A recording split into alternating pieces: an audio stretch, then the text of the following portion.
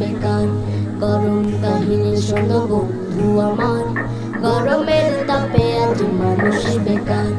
গঞ্জে বা শহরে হাট কিবা বাজারে, গঞ্জে বা শহরে হাট কিবা বাজারে, চারিদিকে শুনি গরমের হাহাকার। গরম কাহিনী শোনো বন্ধু আমার, গরমের তাপে আজ মানুষ বেকার।